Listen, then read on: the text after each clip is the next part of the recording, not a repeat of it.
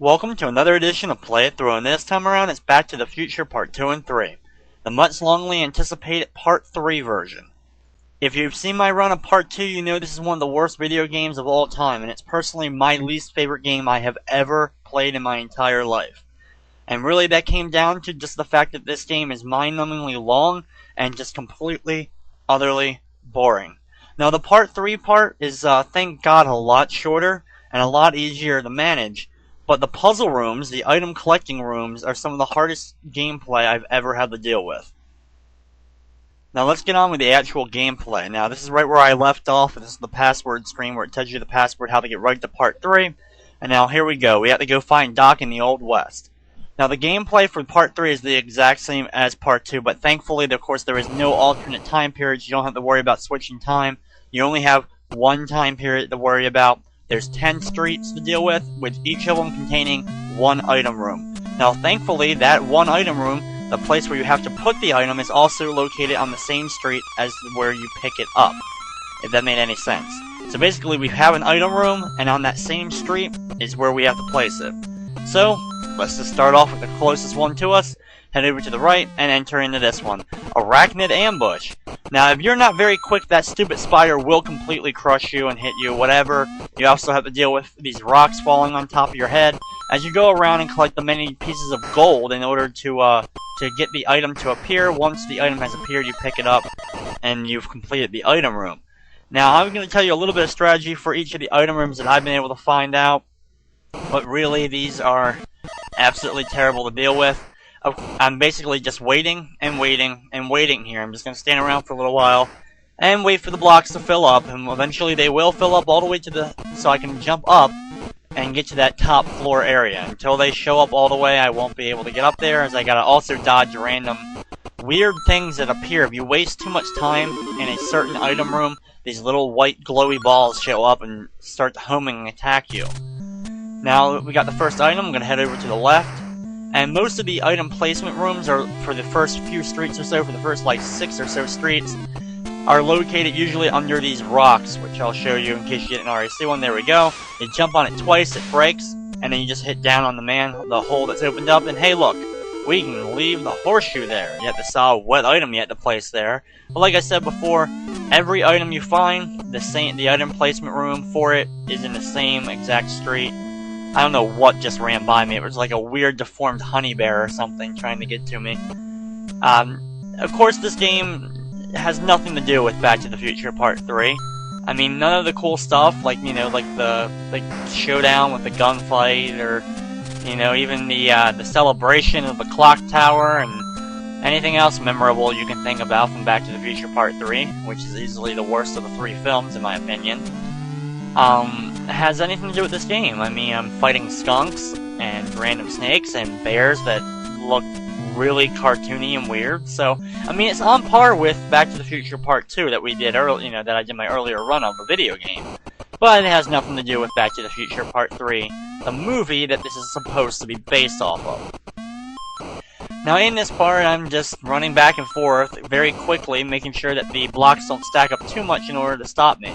You just want to get everyone except for the one all the way in the lower right corner, because you can work your way around it by waiting for these guys to come back. There we go. Jump over them, go down, and now I'm just going to jump over these random, I guess they're cactuses or spiky plants or whatever they are. It doesn't really matter.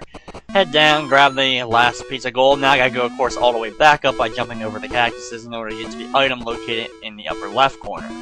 Which all the items look like a big solid gold block, but then somehow after I grab it, it turns into a random item. Like, that is supposed to be ammunition. It's 2 bullets that are like 3, 4, or 5 times the size of a normal bullet, but whatever. Thankfully, the item room is right next to it as I just go in there and drop off the ammunition. We have to see it slowly spell out ammunition. But once it's spelled out, another one completed, and that's now down. 2 items are down, and now we only have 8 more items to go.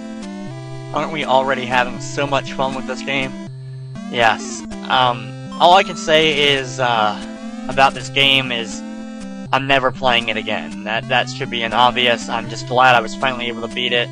If you watched my Part 2 run, I basically explained everything wrong with this game.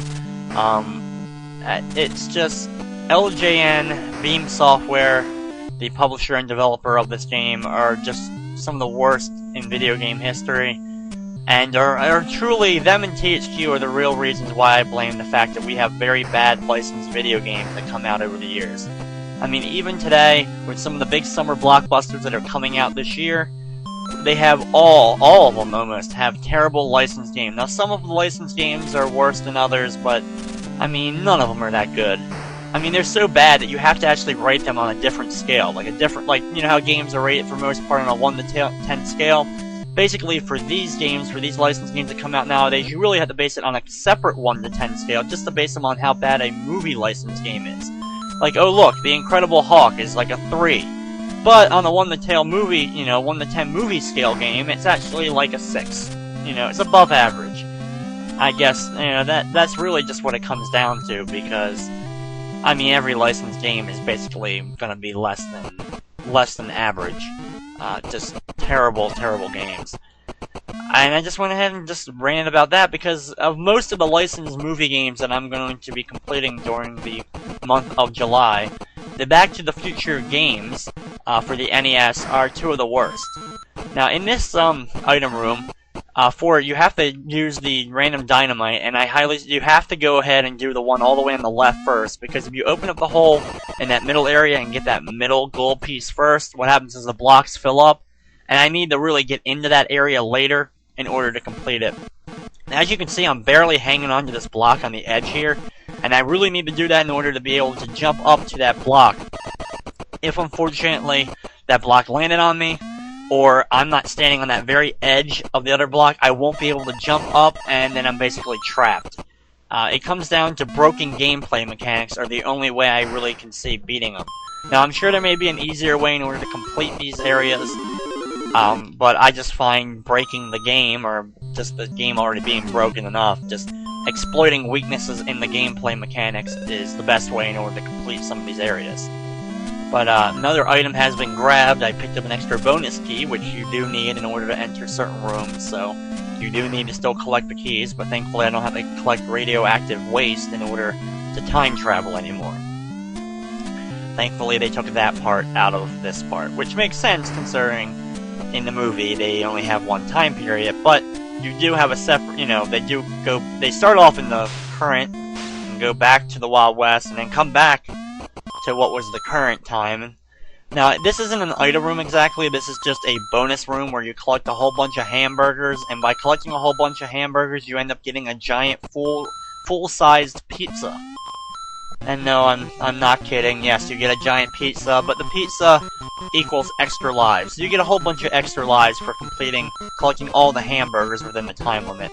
There's actually 2 of these rooms in the Part 3 section of the game, but I'm only going to do one of them. I'm not going to go ahead and do the other one. I just wanted to show it off.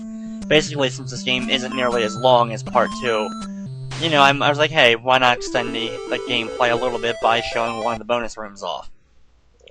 But after that, I dropped off the lasso, which is one of the easier to tell mixed word jumbles, you know, or whatever, puzzles. Like I said, that like in Part 2, when all the items are spread out through 3 time periods on several streets, those word jumbles are challenging, but like I said, when you pick up an item, where you're putting it is on the same exact street, so it's really not that much of a challenge in order to figure out the puzzle. Now in this one, it's called Fool's Gold, and really what it is because every time I collect a gold piece, a different platform disappears, so you need to go ahead and collect the gold in the correct order in order for you to be able to get it all without the platform that you need for certain ones being completely disappeared.